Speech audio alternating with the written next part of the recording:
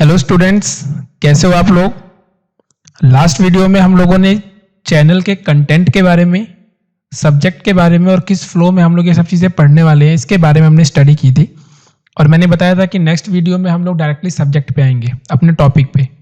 Clear है ना। तो अभी हम लोग स्टार्ट करते हैं। 12th का टॉपिक है हमारा। ओके, 12th के टॉपिक में हम लोग सबसे पहले इलेक्ट्रोस्टैटिक स्टार्ट कर रहे हैं। मैंने आपको बताया था कि हम लोग इलेक्ट्रोस्टैटिक जो है वो स्टार्ट करने वाले हैं। ओके ठीक है। तो इसमें इलेक्ट्रोस्टैटिक मैंने डेफिनेशन प्रॉपर वे में लिख दी है यहाँ पे, तो आपको ज़्यादा इधर उधर डेफिनेशन के लिए भागने की जरूरत नहीं है। प्रॉपर डेफिनेशन है, हम एक एक डेफिनेशन को ध्यान से समझते हुए आगे बढ़ेंगे। क्लियर है ना।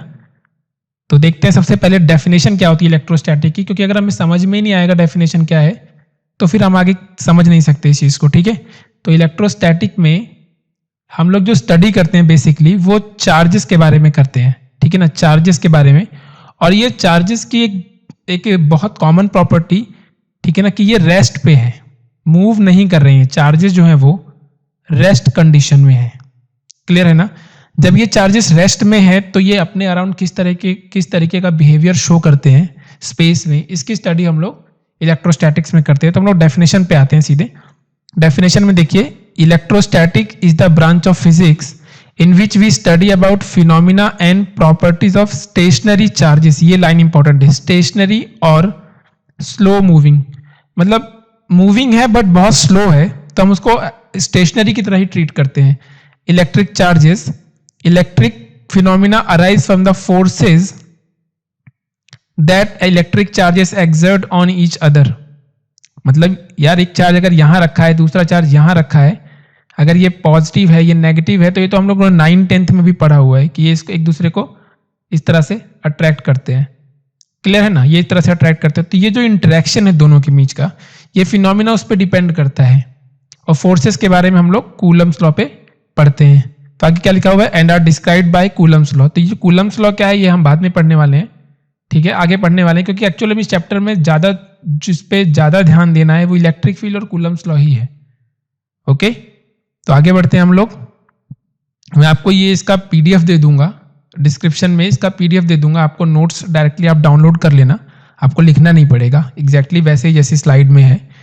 ठीक है। तो इलेक्ट्रोस्टैटिक के बारे में हमको किस चीज़ का ध्यान रखना है कि चार्ज के बिहेवियर के बारे में हमको पढ़ना है, लेकिन ये चार्ज हमेशा रेस्ट पे ही रहने चाहिए। ठीक है ना, तभी तो इसका नाम है स्टैटिक। इलेक्ट्रो मतलब चार्ज और स्टैटिक मतलब रेस्ट पे। ओके, तो बेसिकली हमें जो पढ़ना है वो चार्ज है, चार्ज। तो क्यों ना हम पहले चार्ज को समझ लेते हैं कि चार्ज की क्या डेफिनेशन होती है। तो यहां पे मैंने चार्ज की डेफिनेशन दी हुई है। देखिए चार्ज की क्या डेफिनेशन है। Electric charge is the basic properties of elementary particles of matter. एक एक लाइन को हमें ध्यान से समझना है। Electric charge is the basic properties of elementary particles of matter. मान लिया ये मेरे पास मैटर है, कोई भी मटेरियल है, तो इसके अंदर बहुत सारे इलेक्ट्रॉन प्रोटॉन बहुत सारे होंगे ना। बहुत सारे एक्चुअली ढंग से देखे तो इसके अंदर बहुत सारे एटम्स होंगे। और एटम के अंदर क्या होता है, किसी भी एटम के अंदर न्यूक्लियस होता है। न्यूक्लियस में क्या होते हैं, न्यूट्रॉन और प्रोटॉन, और उसके चारों तरफ जो है वो इलेक्ट्रॉन क्लाउड होता है। उसके चारों तरफ इलेक्ट्रॉन क्लाउड होता है। क्लियर है ना। तो हमें बेसिकली उन्हीं basic particles neutron, electron, proton के बारे में स्टडी करनी होती है। चार्ज से मतलब हमारा उन्हीं पार्टिकल के साथ होता है। आ रही है बात समझ में। देखिए electric charge the basic property of elementary particles of matter. Elementary particle का मतलब क्या है, एलिमेंट्री पार्टिकल का वही मतलब है जो बेसिक पार्टिकल्स है, लाइक इलेक्ट्रॉन है। ठीक है ना, ज्यादातर तो हम इलेक्ट्रॉन के बारे में ही पढ़ते हैं, प्रोटॉन और न्यूट्रॉन। ठीक है ना, इसके बारे में हम लोग स्टडी करते हैं। सेकेंड पॉइंट देखते हैं यहाँ पे, giving rise to all electric and magnetic forces and interaction. क्योंकि जो भी एक बॉडी दूसरी बॉडी पे फोर्स लगा रही है स्पेस में बिना किसी एक्सटर्नल एजेंट के, तो इसका मतलब ये उसका इलेक्ट्रिकल फिनोमिना है। मतलब उसके इलेक्ट्रॉन प्रोटॉन की बात की जा रही है। ठीक है, यहां पे बात करते हैं। सेकंड पॉइंट है, the two kind of charges are given negative and positive in algebraic sign. ये हमें पता है ना, 9th-10th में हम पढ़ चुके हैं कि दो टाइप के चार्जेस होते हैं। एक होता है पॉजिटिव चार्ज, ठीक है, एक होता है पॉजिटिव चार्ज और एक होता है negative charge. Clear. Positive charge मतलब जैसे प्रोटॉन पे कैसा चार्ज होता है, प्रोटॉन पे प्लस ई होता है। अब ये ई क्या है इसके बारे में हम लोग आगे डिस्कशन करेंगे। प्रोटॉन पे प्लस ई और इलेक्ट्रॉन पे कैसा चार्ज होता है, नेगेटिव चार्ज होता है, माइनस ई। ई की एक प्रॉपर वैल्यू होती है, वो क्या होती है, हम स्टेप बाय स्टेप आगे बढ़ते जाएंगे, ठीक है ना। हमें यहाँ पे जल्दबाजी नहीं करनी है, हमें एक एक लाइन को ध्यान से समझना है। देखिए ठीक है, आगे बढ़ते हैं हम लोग। देखते हैं यहाँ पे यूनिट के बारे में बात करते हैं। यूनिट क्या होती है, यूनिट होती है कूलम। ये सब बहुत कॉमन सी बात है, सब हमें याद है। चार्ज की यूनिट क्या होती है, कूलम, और सिंबलाइज फॉर्म में सी से हम लोग डिनोट कर देते हैं। और डायमेंशन होती है एटी। कैसे आती है, क्योंकि हम जानते हैं कि जो चार्ज क्यू होता है उसका फॉर्मूला होता है I current into T time. क्योंकि आई इज इक्वल टू क्या होता है, चार्ज अपॉन टाइम, तो Q is equal to I T. और करंट की डायमेंशन हम एम्पियर की वजह से ए से लिखते हैं और टाइम की टी से लिखते हैं। तो इस तरह से हमें डायमेंशन मिलता है Q is equal to A T, हम इस तरह से इसे लिखते हैं। तो वो मैंने यहाँ पे लिख दिया है। ओके, तो हम लोग नेक्स्ट इसे रब कर देते हैं स्क्रीन से। उसके बाद हम लोग नेक्स्ट स्लाइड पे आते हैं, देखते हैं नेक्स्ट स्लाइड में क्या है। ये सब बात समझ में आई आप लोगों को यहाँ पे, ठीक है। जो भी आपको कुछ भी पूछना है, कोई भी पॉइंट नहीं समझ में आता है, तो आप डिस्क्रिप्शन में, सॉरी आप कमेंट बॉक्स में कमेंट कर सकते हैं, ठीक है ना। फेसबुक पेज पे मैं उसका आंसर दे दूंगा, और जो भी लिंक्स होंगी वो आपको डिस्क्रिप्शन में मिल जाएंगे। तो हम ज़्यादा बात नहीं करेंगे, हम ज़्यादा टॉपिक के बारे में बात करेंगे। हम लोग आते हैं अपनी नेक्स्ट स्लाइड पे। देखिए नेक्स्ट स्लाइड पे क्या है, basic properties of electric charges. किसी भी मटेरियल की जो एक्चुअल में बेसिक प्रॉपर्टीज होती है वो उसके चार्ज ही होते हैं। इलेक्ट्रिकल फिनोमिना के लिए जो जिम्मेदार होता है, जो कॉज होता है, वो इलेक्ट्रिक चार्जेस ही होते हैं। लेकिन चार्जेस एक्चुअल में होते क्या है, किसी बॉडी के चार्ज होने का मतलब क्या है, ये मतलब हमें आगे पढ़ना है। ये जो पहला और दूसरा लेक्चर होता है स्टार्टिंग का, ये सबसे इंपॉर्टेंट लेक्चर होता है। उसके बाद तो बहुत ज्यादा प्रॉब्लम नहीं होती, क्योंकि तब मैथमेटिकल ज्यादा होता है। क्लियर है ना। तो यहां हमें बेसिक समझना इंपॉर्टेंट है। तो देखते हैं हम लोग यहाँ पे basic properties of electric charges में जो पहली प्रॉपर्टी है वो है charges are additive in nature. Clear ना, पहली प्रॉपर्टी है। यहाँ पे ये नंबर्स मिस हो गए, यहाँ पे charges are additive in nature, मतलब चार्ज ऐड हो सकते हैं। जैसे मान लिया कि ये एक बॉडी है, सपोज दैट ये एक बॉडी है और इसमें बहुत सारे चार्ज हैं। मान लिया 1 कूलम है, 4 कूलम है, -3 कूलम है, 7 कूलम है, इस तरह से बहुत सारे चार्जेस हैं। तो इस बॉडी का नेट चार्ज कितना होगा, अगर मैं इस बॉडी का नेट चार्ज बोलूं तो वो कितना हो जाएगा नेट चार्ज। देखो सबको ऐड कर देंगे, मतलब 1 + 4 -3 + 7, तो कितना हो जाएगा। देखिए 7 और 1 8 4 12 में से 3 गए, कितना हो जाएगा 9। तो 9 कूलम टोटल चार्ज है यहाँ पे हमारे पास, टोटल 9 कूलम का चार्ज है। तो मतलब कह सकते हैं कि किसी बॉडी में जो चार्जेस हैं वो ऐड हो सकते हैं, मतलब ये एडिटिव नेचर के होते हैं। एल्जेब्रिकली, जैसे एल्जेब्रा में चीजें ऐड होती हैं, वैसे ही एल्जेब्रिकली ऐड हो सकते हैं, ठीक है। सेकंड प्रॉपर्टी क्या है, देखिए सेकंड प्रॉपर्टी है charge is a conserved quantity. Charge is a conserved quantity, ये रब कर देते हैं हम लोग। चार्ज इज, इसका क्या मतलब है, charge is a conserved quantity. Conservation of energy सुना होगा आपने, कंजर्वेशन ऑफ एनर्जी सुना होगा। उसका स्टेटमेंट क्या होता है कि energy can not be created और कैन नॉट बी डिस्ट्रॉयड, मतलब एनर्जी को ना आप बना सकते हो ना उसे डिस्ट्रॉय कर सकते हो। तो चार्जेस में भी ऐसा होता है। समझ लेते हैं फिर डेफिनेशन पढ़ेंगे, पहले समझ लेते हैं। मान लेता हूं कि मेरे पास एक बॉडी है, यहाँ पे मान लिया एक बॉडी ये है, ठीक है ना, और ये हमारे पास दूसरी बॉडी है। सपोज दैट ये हमारे पास दूसरी बॉडी है, ये दूसरी बॉडी है। क्लियर। तो यहां पे, और ये एक आइसोलेटेड सिस्टम में बंद है। आइसोलेटेड सिस्टम मतलब जहां से बाहर कोई भी इंटरफेयर नहीं होता, ऐसे कोई आदान प्रदान नहीं होता सराउंडिंग के साथ, ठीक है ना। ये एक आइसोलेटेड लेयर होती है। तो ये टोटल मिला के एक सिस्टम हो गया। मान लिया ये ए है और ये बी है। क्लियर। मान लिया इसमें 10 कूलम चार्ज है टोटल, और यहां पे 0 कूलम चार्ज है इनिशियली। ओके, फाइनल स्टेज में सोचो, फाइनल स्टेज में अगर हम बात करें, फाइनल स्टेज में इसमें से कुछ चार्ज यहां ट्रांसफर हुआ है। मान लेते हैं इसमें से 6 कूलम का चार्ज ट्रांसफर हो गया। तो अब न्यू चार्जेस क्या क्या आएंगे, तो यहां पे कितना आ गया, 10 - 6 4 कूलम, और यहां पे पहले 0 था, 6 कूलम यहां से ट्रांसफर हुआ है, तो इसके पास टोटल 6 कूलम।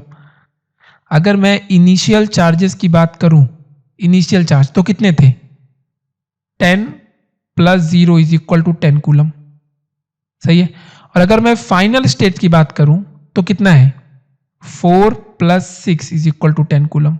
भाई ये ग्रीन वाले जो थे फाइनल है और ये ऊपर इनिशियल थे ब्लू कलर से, तो कितना 4 + 6 = 10 कूलम। तो मतलब यहाँ पे इनिशियल चार्ज = फाइनल चार्ज आता है। इसका मतलब चार्ज जो है वो कंजर्व्ड रहता है। इसका यही मतलब है कि जो चार्ज है वो कंजर्व्ड रहता है। एक आइसोलेटेड सिस्टम, एक बॉडी से दूसरे बॉडी में जा रहा है, ट्रांसफर हो रहा है चार्ज। लेकिन अगर ये दोनों बॉडीज अगर एक आइसोलेटेड सिस्टम का पार्ट है, तो एक बॉडी से दूसरे बॉडी में चार्ज ट्रांसफर होने के बावजूद भी सिस्टम का नेट चार्ज कांस्टेंट रहता है। So this property is called क्या बोलते हैं इसे, कंजर्वेशन ऑफ चार्ज। तो इससे हम समझते हैं कि जो चार्ज होता है वो एक कंजर्व्ड क्वांटिटी होता है। Charge is a conserved quantity. आगे बढ़ते हैं हम लोग, डेफिनेशन देखते हैं कि जो हमने सीखा है क्या वो डेफिनेशन में भी लिखा है क्या। डेफिनेशन क्योंकि बुकिश लैंग्वेज है, बहुत सिंपल है। देखो यहाँ पे, for an isolated system the net charge of A system is always constant. System की बात कर रहा है, सिस्टम 2 बॉडीज का भी हो सकता है, 3 बॉडीज का भी हो सकता है, n नंबर ऑफ बॉडीज का सिस्टम हो सकता है। Within a system charge may be transferred from one body to another which does not affect the net charge of the system. यही देखा हमने, सिस्टम का नेट चार्ज पहले भी 10 था, बाद में भी 10 ही है।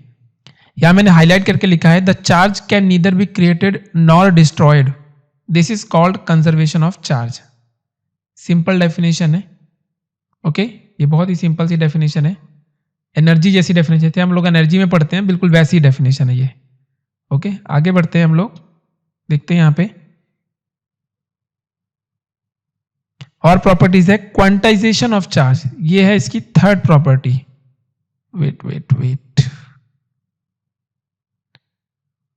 हाँ जी, देखते हैं हम यहाँ पे quantization of charge, this is a third property, quantization of charge. Quant का मतलब मैं आपको बता दूं कि जो क्वांट वर्ड होता है, क्वांट, इसका मतलब हम नंबर से लगाते हैं, इसका मतलब हम लोग नंबर से लगाते हैं, ठीक है ना, ये नंबर होता है एक्चुअल में, ठीक है। तो क्वांटाइजेशन ऑफ चार्ज मतलब चार्ज जो होता है सॉरी वो एक फॉर्मेट में होता है, ठीक है ना, ये एक फॉर्मेट में होता है, एक नंबर के सीक्वेंस में होता है। हर कोई नंबर का चार्ज नहीं हो सकता, ठीक है ना, एक डेफिनेट टाइप के नंबर्स होते हैं, टाइप बिल्कुल क्लियर रहता है इसमें, क्लियर। तो वो हम देखते हैं कैसे होता है। तो देखिए क्या लिखा है, इलेक्ट्रिक चार्ज इज द, एक एक लाइन को ध्यान से पढ़ना, यहां मैंने हर एक लाइन को बहुत सेपरेट करके लिखा है, हर एक लाइन के मतलब को।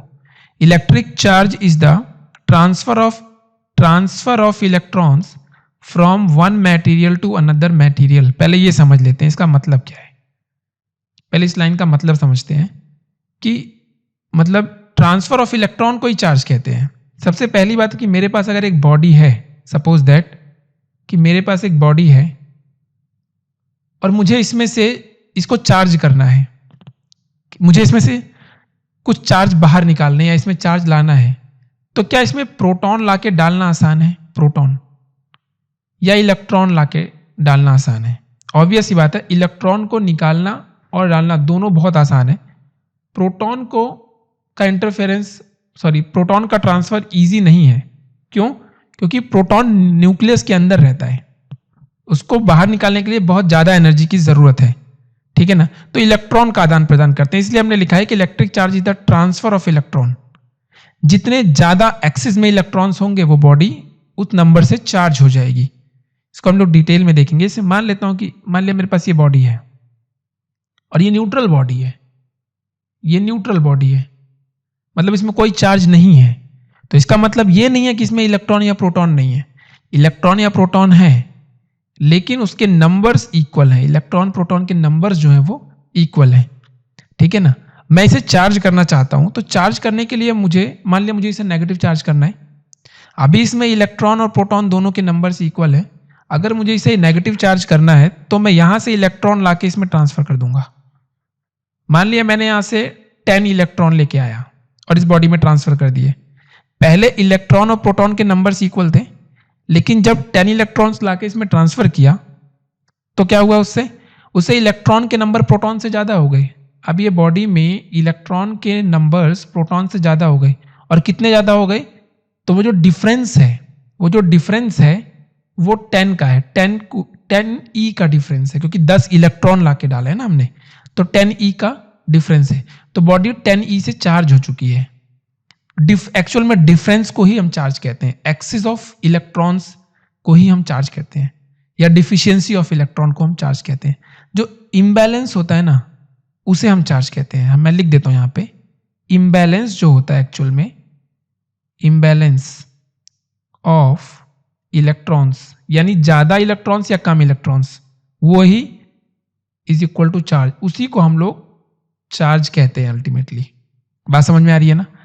तो इसलिए कहते हैं कि transfer of electron from one material to another material is called electric charge. यही इस लाइन में लिखा गया है जो हमने इतनी देर तक समझा है।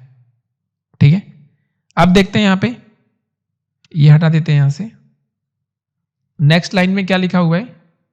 नेक्स्ट लाइन में लिखा है कि क्वांटाइजेशन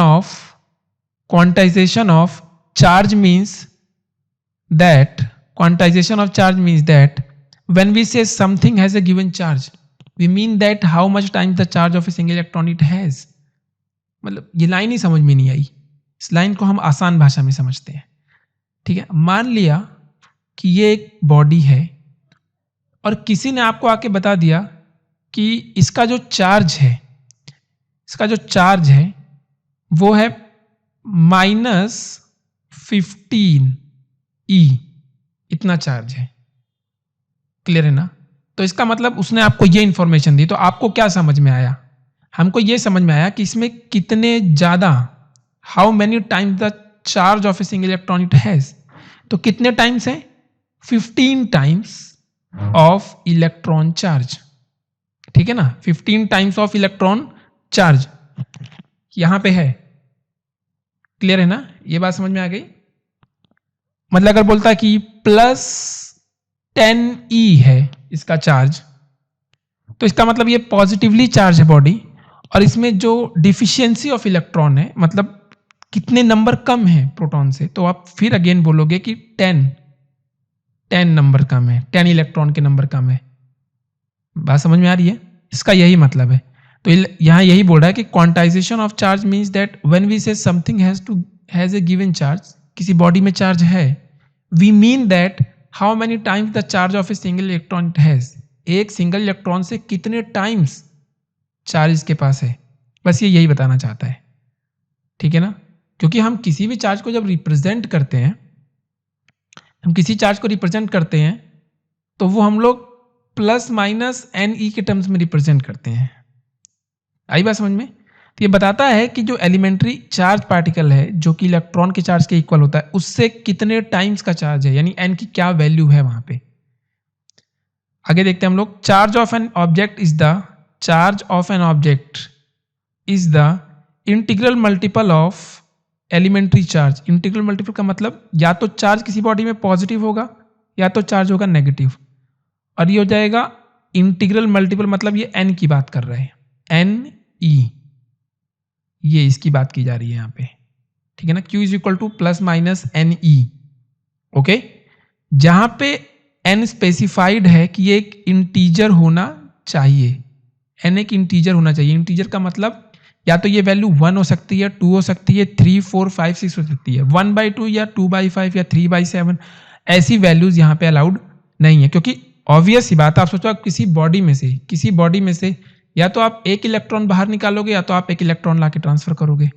ऐसा हो सकता है कि आपने एक इलेक्ट्रॉन को तोड़ के आधा इलेक्ट्रॉन बाहर निकाल लिया, ऐसा पॉसिबल नहीं है। इसलिए जब भी इलेक्ट्रॉन निकलेगा या तो 1 निकलेगा या तो 2 निकलेगा या तो 3 निकलेगा, इस नंबर्स में ही इलेक्ट्रॉन का ट्रांसफर पॉसिबल है। और याद रहे, हम ट्रांसफर सिर्फ इलेक्ट्रॉन को ही करते हैं, या तो हम एक बॉडी से दूसरे बॉडी में इलेक्ट्रॉन को लाके डालते हैं या तो उस बॉडी से इलेक्ट्रॉन को बाहर निकालते हैं चार्ज करने के लिए।